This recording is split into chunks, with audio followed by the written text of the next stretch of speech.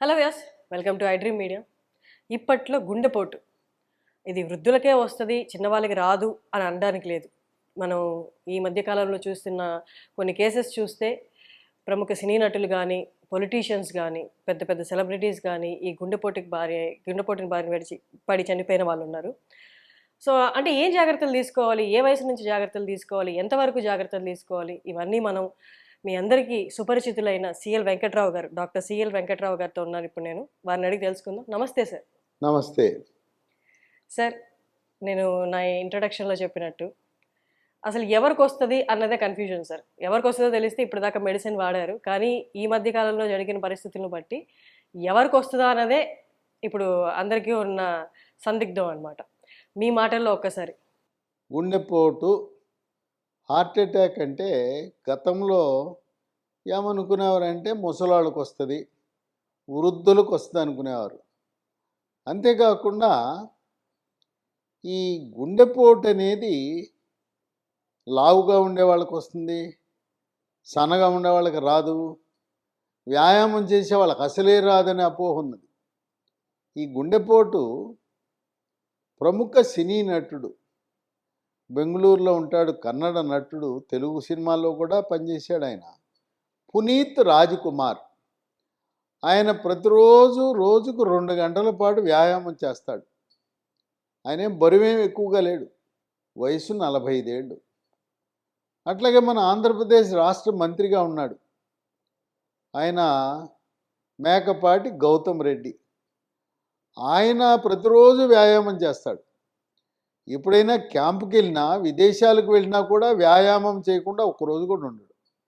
మరి ఆయన వ్యాయామం చేసిన తర్వాత ఒకటి గుండెపోటు వచ్చి ఇద్దరిని మనం కోల్పోయాం.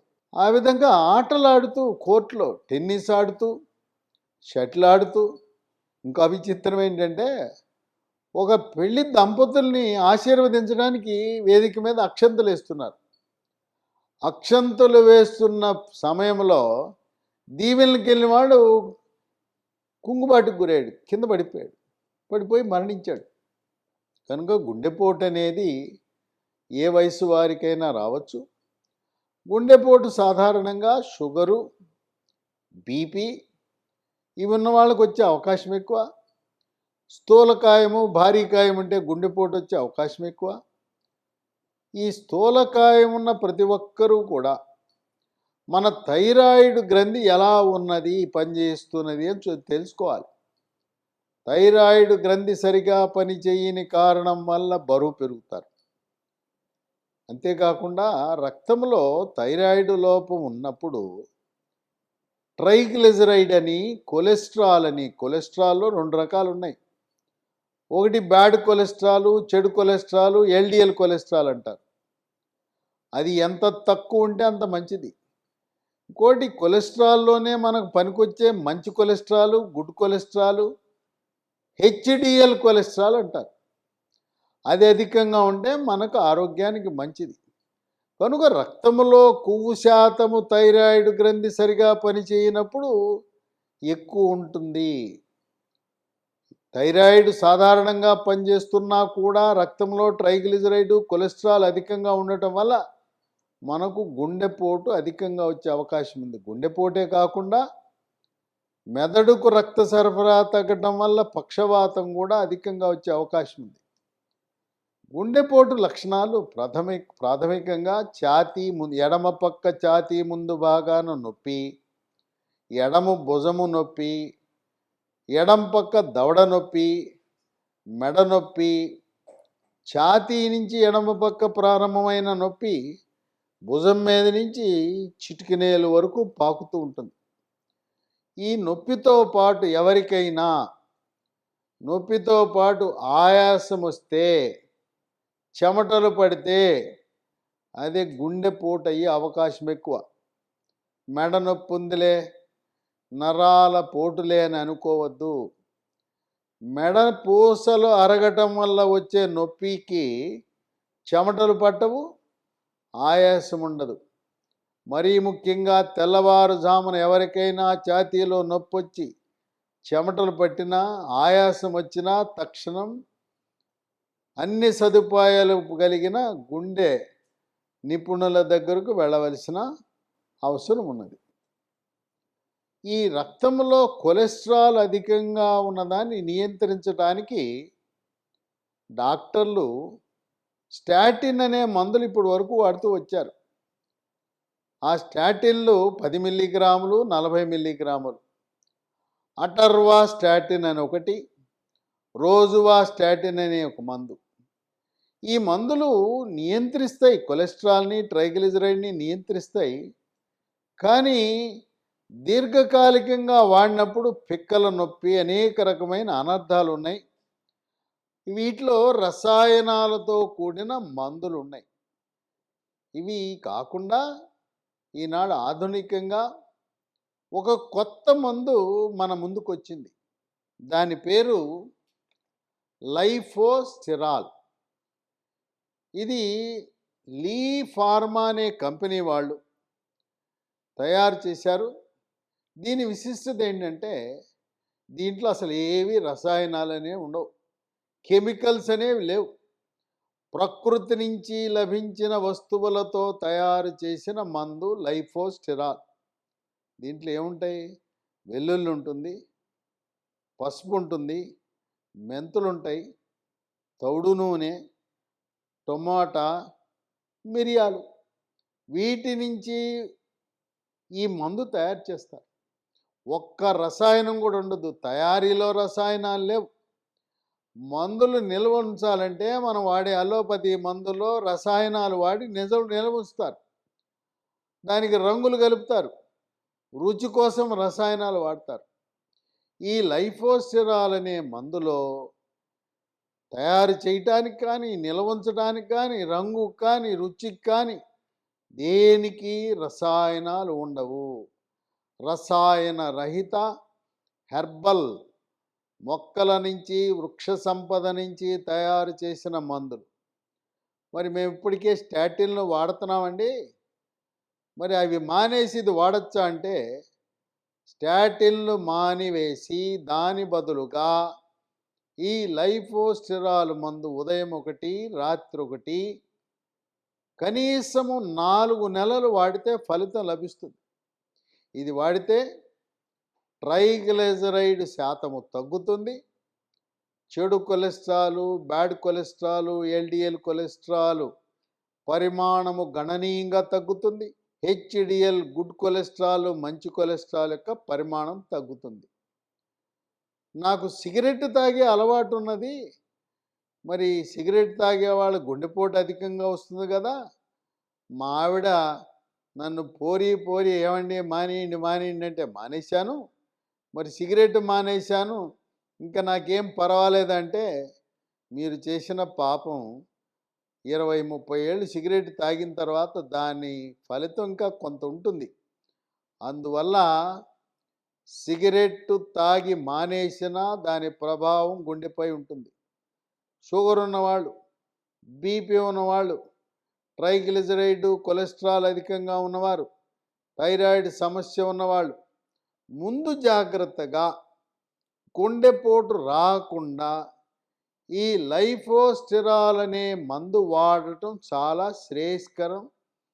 ఇది కేవలం గుండెపోటుని నియంత్రించడమే కాక పక్షవాతాన్ని కూడా రాకుండా చేస్తుంది. పక్షవాతం ఎందుకు వస్తుందంటే, మెడ ముందు భాగాన కుడి పక్కన ఒకటి, ఎడమ పక్కన ఒకటి కెరోటిడ్ ధమనులు ఉంటాయి. ఆ కెరోటిడ్ ధమనులలో కొవ్వు పేరుకుపోవటం వల్ల కాలు, చెయ్యి పడిపోవటము, మూతి వంకరపోవటము, మాట పడిపోవటం. ఆ విధంగా పక్షవాతాన్ని నివారించటంలో కూడా లైఫోస్టిరాల్ క్రియాశీలకంగా పనిచేస్తుంది. దీనికి ఎటువంటి సైడ్ ఎఫెక్ట్స్ లేవు. కెమికల్స్, రసాయనాలతో తయారు చేసిన అల్లోపతి మందులకు సైడ్ ఎఫెక్ట్స్, అనర్థాలు ఉంటాయి. వృక్ష సంపద నుంచి తయారు చేసిన హెర్బల్ మందు లైఫోస్టిరాల్కి ఒక్క అనర్థము కానీ, సైడ్ ఎఫెక్ట్ కానీ ఉండదు. ఈ మందులు కొత్తగా మార్కెట్లో ప్రవేశపెట్టడం వల్ల అందుబాటు సమస్య ఉండొచ్చు, ఇది మీరు అమెజాన్లో ఆన్లైన్లో ఆర్డర్ పెట్టి పొందొచ్చు. లేదా ఈ మందుని వెబ్సైట్లో కూడా బుక్ చేసుకోవచ్చు.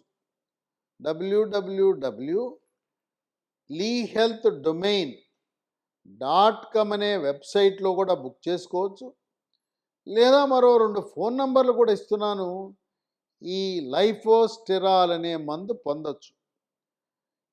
7702122599 77021225999 నంబర్కు ఫోన్ చేయండి. లేదా ప్రత్యామ్నాయ నంబరు 9502897374 95028973774 నంబర్కి ఫోన్ చేసినా మీ ఇంటి వద్దకు కొరియర్ ద్వారా కానీ పోస్ట్ ద్వారా కానీ పంపిస్తారు. గుండెపోటు రాకుండా నివారణకే కాకుండా గుండెపోటు వచ్చి ఇప్పటికే యాంజియోప్లాస్టీ చికిత్సలు, గుండెకి 1 కానీ 2 కానీ 3 కానీ స్టెంట్లు వేయించుకున్నారు. అలా స్టెంట్లు వేయించుకున్న వారికి, బైపాస్ ఆపరేషన్ చేయించుకున్న వారు కూడా దీన్ని వాడవచ్చు. దీర్ఘకాలికంగా వాడటం వల్ల ఏమైనా అనర్థాలు ఉన్నాయా అంటే, ఇది దీర్ఘకాలికంగా ఎన్ని నెలలు ఎన్ని సంవత్సరాలు వాడినా కూడా ఎటువంటి అనర్థము కానీ నష్టము కానీ లేదు.